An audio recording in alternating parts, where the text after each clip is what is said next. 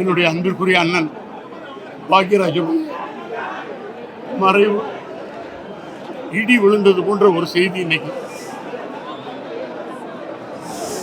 தாங்கவே முடியல.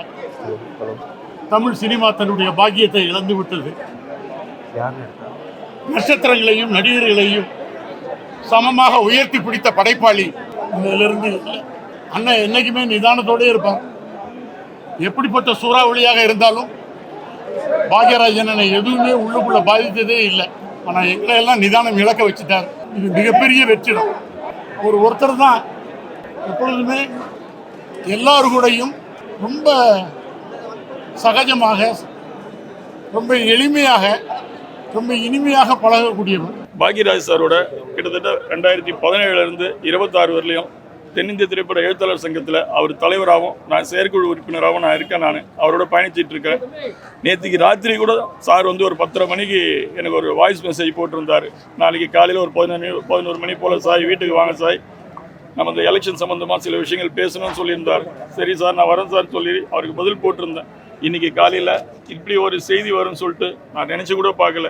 நடுவில் பாக்யராஜ் சாரை பார்த்து தான் நான் சினிமாவுக்கே வந்தேன். ஏன்னா அவர் ஒரு படத்தில் தாவணி கனவுகள் படத்தில் சுப்பிரமணியன்ற கேரக்டரில் அவர் பண்ணியிருப்பார். அவருக்கு ஒரு 4 தங்கச்சி இருக்கும். அந்த தங்கச்சிங்களை கஷ்டப்பட்டு காப்பாற்றணுன்னாக்கா அவர் சினிமாவில் போய் ஹீரோவாய் அவர் அந்த தங்கச்சிங்களை காப்பாற்றுவார். அந்த மாதிரி நம்மளுக்கும் ஒரு வழியில் சினிமாவுக்குள்ளே போனோம்னா பெருசாக சம்பாதிக்கலாம், கஷ்டத்தை காப்பாற்றிக்கலாம்னு சொல்லிட்டு பாக்யராஜ் சாரை பார்த்து நான் சினிமாவுக்கு வந்தவன். ஆனால் இன்றைக்கி பாக்யராஜ் சாரையே நான் வச்சு இந்த படத்தில் டைரக்ட் பண்ணுறேன். பாக்யராஜ் சார் இந்த படத்தில் ஒரு பெரிய கேரக்டர் பண்ணுறாரு. த்ரூ அவுட் ஃபிலிமில் வராரு. அது மட்டும் இல்லை, பூர்ணிமா மேடமும் அவரும் சினிமாவில் டார்லிங் படத்துக்கு அப்புறம் 35 வருஷத்துக்கு அப்புறம் இந்த படத்தில் 2 பேரும் ஹஸ்பண்ட் ஒய்ஃபாக நான் நடிக்க வச்சிருக்கிறேன்.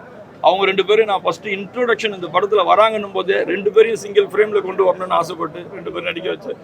இப்போ பூர்ணிமா மேடம் என் கையை பிடிச்சிட்டு கதறும் போது தெரியுது, என்னை எங்கள் 2 பேரும் நடிக்க வச்சிங்களே அப்படின்னு சொல்லிட்டு கதறும் போது, சாய்க்கு 3ஆம் தேதி ஜூலை 3 நான் டேட்டு கொடுத்துருக்கிறேன், நீங்களும் ஜூலை 3 டேட்டு கொடுங்க அப்படின்னு சொல்லிட்டு பூர்ணிமா மேடம் கிட்டே சொல்லியிருக்காரு சார். 2 பேரும் நோட் பண்ணி வச்சிருக்காங்க. இந்த ஜூலை 3ஆம் தேதி நான் இந்த படத்தை பற்றி எல்லா ப்ரெஸ்ஸுக்கும் நான் அனௌன்ஸ் பண்ணுறதா இருந்தது. அது லாஸ்ட் டே ஷூட்டு. அந்த ஷூட்டில் டி ராஜேந்தர், பாக்யராஜ் சார் இவங்க 2 பேரும் 80s 90s லெஜெண்ட்ஸ், இவங்களை வச்சுக்கிட்டு இந்த இன்டர்வியூ நான் கொடுக்கணும் அப்படின்னு சொல்லிட்டு டிஆர் சார்கிட்டையும் சொல்லிட்டேன், பாக்யராஜ் சார்கிட்டையும் சொல்லிட்டேன். அன்றைக்கி ஹீரோயின் மற்ற ஆர்டிஸ்ட் எல்லாரும் வர வச்சு அந்த ஸ்பாட்டில் இந்த விஷயத்தை நான் அனௌன்ஸ் பண்ணணும்னு நினச்சேன்.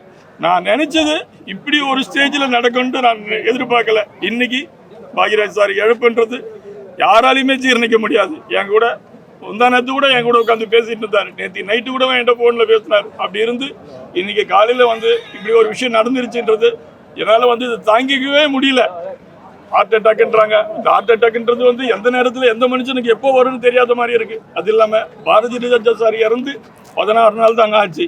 அந்த 16ஆவது நாள் நிகழ்வு முடியறதுல 10ஆம் தேதி ஜூன் 10ஆம் தேதி பாரதி ராஜா சார் இறந்தார். அதுக்கு போயிட்டு இவர் பக்கத்துல இருந்து அவருக்கு எல்லா வேலையும் பண்ணிட்டு வந்தார். இன்னைக்கு பார்த்தோம்னாக்கா 16 நாள் முடிஞ்சது. இன்னைக்கு பாக்யராஜ் சார் நம்மளை விட்டு போயிட்டாரு. இதுக்கு மேலே என்ன சொல்றதுன்னே தெரிலங்க. இது மிகப்பெரிய ஒரு துயரமான சம்பவம். மனசு வலியோட நான் இதை உங்ககிட்ட ஷேர் பண்ண வேண்டிய ஒரு சூழ்நிலை. இயக்குனர் பாக்யராஜ் அவர்களின் மறைவு பெரும் அதிர்ச்சியை அளிக்கிறது. மிகுந்த உடல்நலத்தோடு இருந்தார். இளைஞரை போல் சுற்றி சுழன்று பணியாற்றி கொண்டே இருந்தார். அரசியல் நிகழ்வுகள் பலவற்றிலும் பங்கேற்றார். விடுதலை சிறுத்தைகளின் நிகழ்வுகளிலும் பங்கேற்று பல நிகழ்வுகளில் பங்கேற்று உரையாற்றி இருக்கிறார். திடுமென அவர் காலமாகிவிட்டார் என்பதை மனம் ஏற்கவில்லை. இயக்குனர் இமயம் பாரதி ராஜா அவர்களின் தலைமை மாணாக்கர் என்கிற பெருமைக்குரியவர். திரையுலகின் பேராளுமைகளுள் ஒருவர். 80களில் 90களில் திரையுலகில் மிக பெரும் ஆளுமையாக கோலோச்சியவர். எம்ஜிஆர் அவர்களால் என்னுடைய வாரிசு என்று அறிவிக்கப்பெற்றவர். அவருடைய தமிழ் அனைவரையும் ஈர்க்கும் இனிமையான தமிழாக இருக்கும்.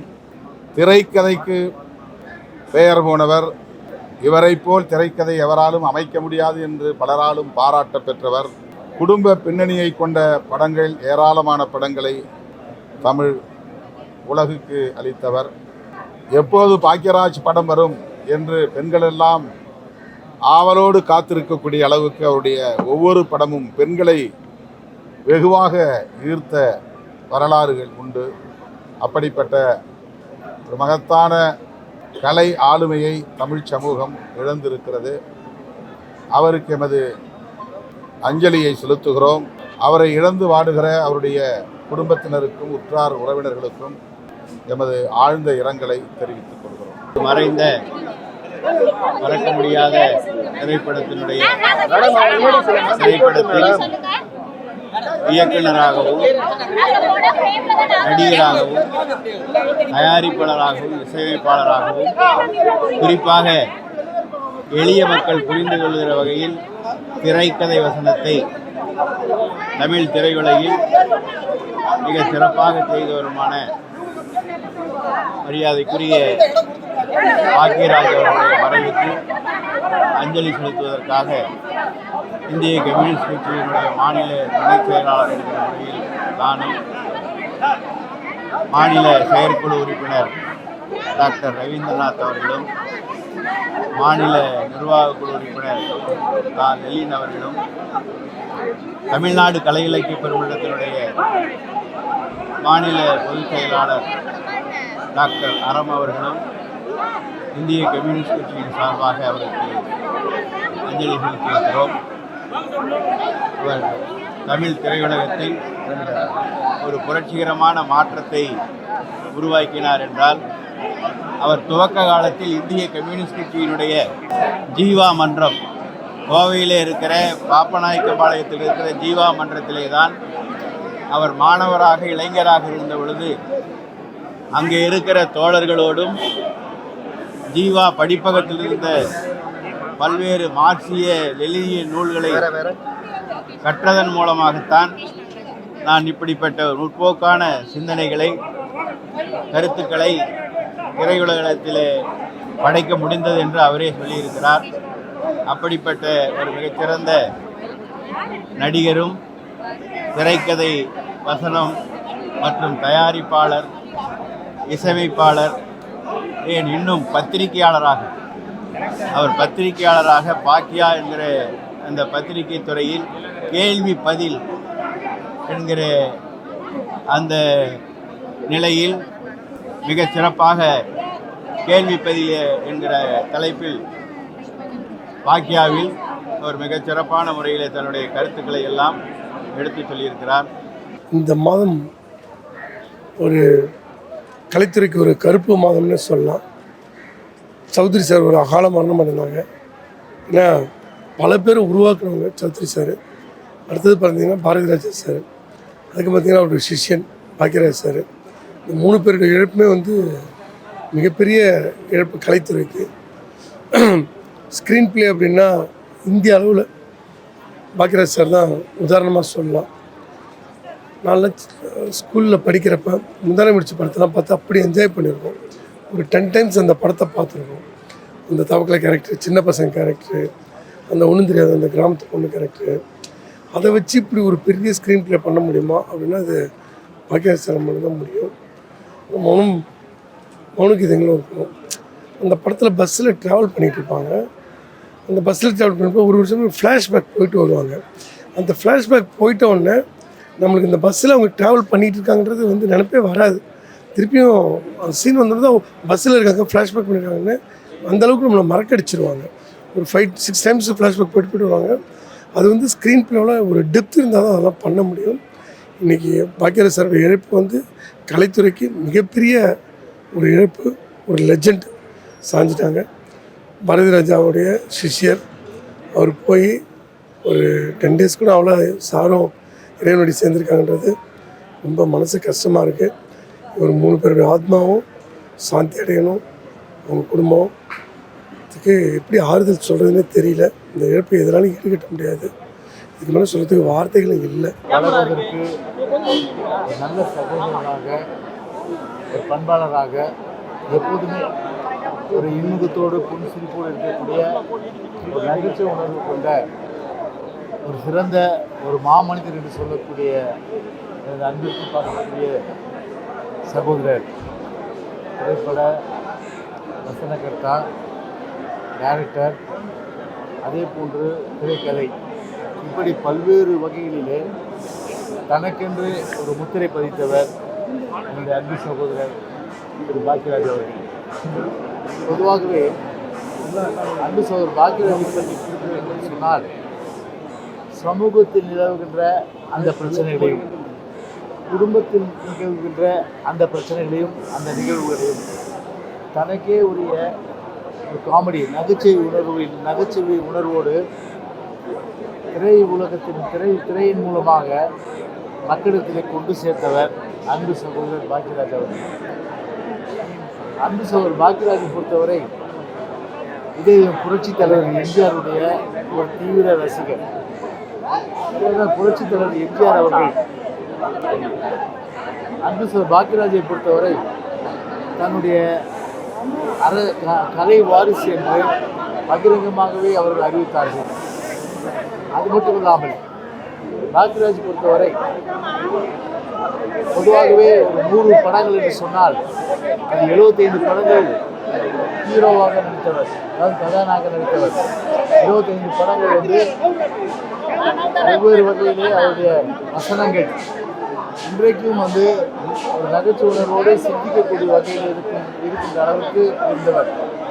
குறிப்பாக 1977 இயக்குனர் இமயம் ஒரு பாரதிராஜா அவர்கள் அன்பு சகோதரர் பாரதிராஜா அவர்களுடைய உதவி இயக்குநராக இருந்து தனிப்படையாக வளர்ந்து திரைப்படத்துறையிலே முத்திரை பதித்து பல இளைய தலைவர்களை அதாவது இயக்குநர்களை உருவாக்கியவர் அன்பு சகோதரர் பாக்கியராஜ் அவர்கள். எனவே 73 வயதில் இருந்தது என்பது உண்மையிலே மிக மிக ஒரு மனது கஷ்டப்படுகின்ற ஒரு நிலையில் இருக்கின்ற ஒரு நிலைமை. அது குறிப்பாக இந்த ஜூன் மாதத்திலே இயக்குனர் இமயம் சரிந்தது. அதே போன்று திரைப்படத்திலே பன்முகத்தன்மை கொண்ட நம்முடைய சகோதரர் பாக்கியராஜ் அவர்கள் மறைந்தது என்பது தமிழ் திரையுலகம் மட்டுமல்ல, தமிழ்நாட்டு மக்கள் மட்டுமல்ல, ரசிகர்கள் மட்டுமல்ல, ஒட்டுமொத்த தமிழ்நாட்டிற்கு எல்லா வகையிலும் இழப்பு என்கின்ற வகையில் தான் அவர் இழப்பு இருந்திருக்கின்றது. பன்முகம் கொண்ட ஒரு நடிகராகவே திகழ்ந்தவர். இப்போ இருக்கின்ற கால சூழலிலே முக்கிய கதாநாயகர்களை அறிமுகப்படுத்தி அவர்களுக்கு வெற்றிக்கு பின்புலமாக இருந்தவர் மரியாதைக்குரிய பாக்கியராஜ் அவர்கள். அவருக்கு இருந்த பாவனையிலே, அவருக்கு இருந்த ஸ்டைலிலேயே படத்தை நடித்து தமிழ்நாட்டு மக்களுக்கு பல நல்ல கதைகளையும் பல நல்ல படங்களையும் தந்தவர். ஒரு மிகப்பெரிய ஜாம்பவானாக, மிகப்பெரிய நடிப்பு திலகமாக தமிழ்நாட்டு மக்களை மகிழ்த்தவர் மரியாதைக்குரிய பாக்கியராஜ் அவர்கள். உலகத்தில் வாழக்கூடிய அத்தனை தமிழர்களுக்கும் ஒரு பேரிழப்பு. அன்னாரின் குடும்பத்தாருக்கும் ரசிகர் பெருமக்களுக்கும் தமிழ்நாட்டு மக்களுக்கும் ஆழ்ந்த இரங்கலை தெரிவித்துக் கொள்கிறேன். திருமணத்துக்கு முயற்சி செய்யும் அத்தனை பேருக்கும் ஒரு பெரிய இழப்பு தான். ஏன்னா அவர் தான் முதலாக நாங்கள்லாம் நடிக்கிறதுக்காக போட்டோம். ஆனால் அவர் தான் முதலாக வருஷத்தில் வந்து அப்புறம் கதாசிரியாகி ஒரே இடத்துல இருந்தால் அப்புறம் பாரதிராஜா வறுமையினாலே அவர் பெரிய ஹீரோவானார். அப்போ எங்களுக்கெல்லாம் அவர் தோன்றி சரி நம்மளும் அசனாட்டான சினிமா நுழைஞ்சால் நம்ம இடத்துக்கு வரலாம் நம்பிக்கை ஏற்பட்டு வரவர் தான். அதுக்கப்புறம் நான் சினிமா வந்து எல்லாம் ஆர்டிஸ்ட் பிறகு டைரக்டர் ஆன பிறகு நிறைய சந்திச்சிருக்கேன். அவரோட நிறைய பட்டிமன்றங்கள் அவர் நிறுவனங்களையும் நான் பேசியிருக்கேன். பட்டிமன்றம் பேசுகிறேன் ரொம்ப பாராட்டுவார். புத்திசாலித்தனமாக பேசுகிறார் சொன்னாங்க. அப்புறமா பட்டிமன்றம் முடிஞ்சு கூட அவர் எங்களை அனுப்ப மாட்டார். அவருக்கு அதை கழித்து எங்களுக்கு தனியாக சாப்பாடு கொடுத்து கவனித்து ரொம்ப அன்பாக பாடுவார். அப்போ நான் சொன்னேன், நீங்கள் எம்ஜிஆர் வாரிசுன்னா நீங்கள் சொந்தம் தான் சார். எப்படி ரொம்ப சொன்ன புரியுங்க இல்லை சார், எம்ஜிஆர் வந்து எனக்கு சொந்தம், ஜானி எம்எல்ஏ அத்தை பொண்ணு, அதனால் அவர் சொந்தம்னா நீங்களும் சொந்தம் சார். சிரிப்பார். நிறைய பேட்டிகள் கொடுக்கறதுலாம் படிச்சுட்டு வேறு ஒரு மீட்டிங் ஒரு 3 மாதம் 4 மாதம் சந்திக்கும்போது அந்த பதில் சொல்லி என்ன சொன்னாங்க, பதில் ரொம்ப அருமையாக இருந்தது. அன்பு சகோதரர் பாக்கியராஜ் அவர்களுடைய மரணத்திற்கு புதிய தமிழகம் கட்சியினுடைய ஆழ்ந்த இரங்கலை தெரிவித்துக் கொள்ள விரும்புகிறேன். மிக சாதாரணமாக ஒரு துணை இயக்குநராக தன்னுடைய வாழ்க்கையை துவங்கி மிகப்பெரிய இயக்குநராகவும் அதே போல் தமிழ் திரையுலக அடையாளம் காணக்கூடிய வகையில் நடிகருமாக விளங்கிய பாக்கியராஜ் அவருடைய அகாலமரணம். இன்னும் சொல்ல போனால் காலையில் நடைபயிற்சி முடித்து கொண்டு வந்து திடீரென்று அவருடைய மரணம் செய்தி அனைவருக்கும் கவலையை ஏற்படுத்தக்கூடியதாகும். அவருடைய இழப்பு தமிழ் திரையுலகத்திற்கு ஒரு மிகப்பெரிய பேரிழப்பு ஆகும். புதிய தமிழகம் கட்சியினுடைய ஆழ்ந்த இரங்கலை அவரை இழந்து வாடக்கூடியவர்கள் குடும்பத்தாருக்கும் திரைப்பட உலகத்திற்கும் தெரிவித்துக் கொள்கிறேன். என்னுடைய நெருங்கிய நண்பர் கிழக்கே போகும் ரயில் படத்தில் இருந்து அவருக்கு எனக்கு நல்ல தொடர்பு. இந்தியாவிலேயே ஸ்க்ரீன் பிளே திரைக்கதைக்கு மிகப்பெரிய ஒரு ஆசானாக விளங்கியவர் தான் பாக்யராஜ். அமிதாப் பச்சனை வைத்து படம் எடுத்தனர். பெண்கள் குடும்ப தலைவிகளுடைய ஆடியன்ஸ் என்பது நம்பர் 1 யாருக்குன்னா பாக்யராஜ் என்ற அந்த பெயரை தக்க வைத்துக் கொண்டார்.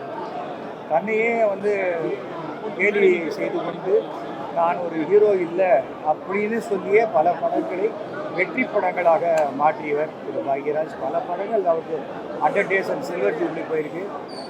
கொங்கு மண்ணுக்கே உண்டான அனைத்து ஒரு நல்ல குணங்களும் ஹாஸ்பிட்டாலிட்டி உடையவர். யாரை பற்றியும் புறம் பேச மாட்டார். ஆக்சுவலாக அவர் இன்னைக்கு எழுத்தாளர் சங்கத்தில் எலெக்ஷனுக்கு அவர் நாமினேஷன் ஃபைல் பண்ணுறதுக்கு 10 மணிக்கு கிளம்ப வேண்டியவர்.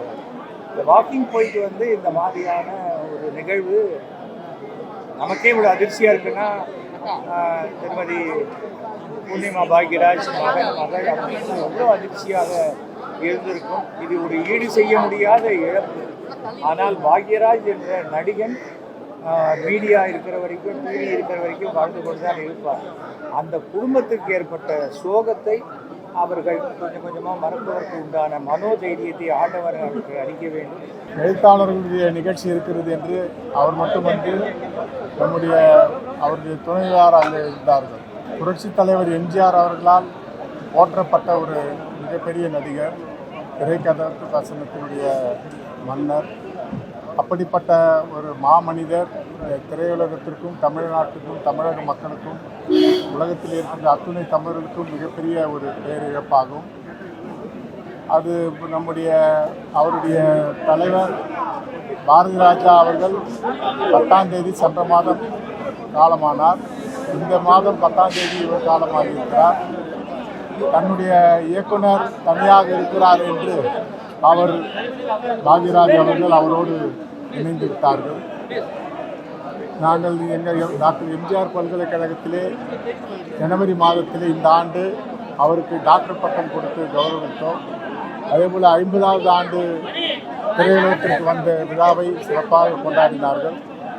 திரைக்கதையில் பல மாயாஜலங்களை, திரைக்கதையில் ஒரு முதிர்ச்சியான அனுபவத்தை அடுத்த தலைமுறை இயக்குநர்களுக்கு ஒரு பேராசிரியராக இருந்து செயல்பட்டு வந்த மரியாதைக்குரிய இயக்குனர் கே பாக்யராஜ் அவர்களுடைய மரணம் என்பது ஒரு அதிர்ச்சியையும் வலியையும் பெறக்கூடிய மரணமாக இருக்கின்றது.